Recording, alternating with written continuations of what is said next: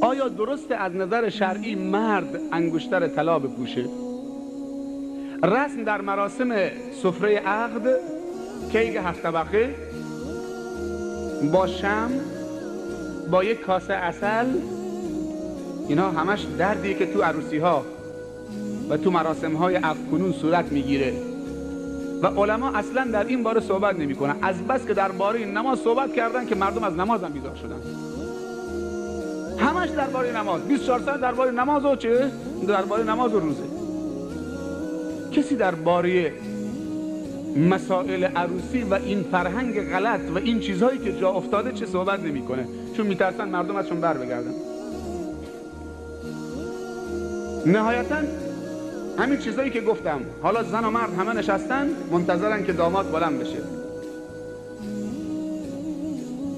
حلقه آوردن، مرد حلقه رو در انظار مردم در دست زنش میکنه و بعد زن یا عروس حلقه رو در دست مردش میکنه و آدم واقعا شرمش میاد که در حضور این همه زن و مرد نامحرم این مرد دیوس بی غیرت و بیرگ و نامرد بلند بشه، زنشو به نمایش بگذاره و اونجا با این انگشتش عسل دهانه هم بکنن و کیک و تکه تکه بکنن، شمع خاموش بکنه و مردم براش کف بزنن، کیک و تکه تکه بکنه و بعد تو دهان هم بکنن کیک و بعد چه؟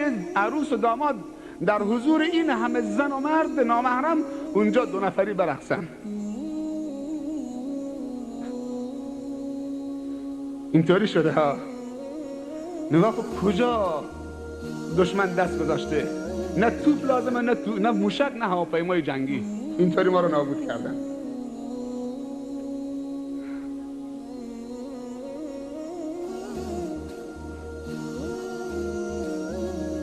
داماد ما رفته بود که شیرینی فروشی که کیک لقمه‌ای بخره.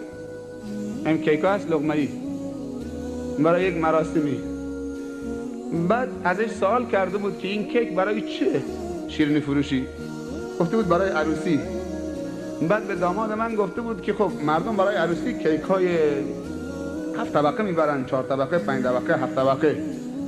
بعد داماد ما بهش گفته بود که ما پله نداریم تو خونه، برای ما همین لقمه‌ای بده که بهتره، ما پله نداریم بریم بالا. که چی باشه؟ اگه مال من 7 طبقه شد، مال اونا 9 طبقه. همسایه میاد مال اون 7 طبقه باشه، مال من 9 طبقه باشه. همچون که تو خونه مسابقه میدن و تو خرج و مخارج، تو کیک چه طبقه هم، مگر کیک لقمه‌ای چشه؟ خیلی هم میچسبه.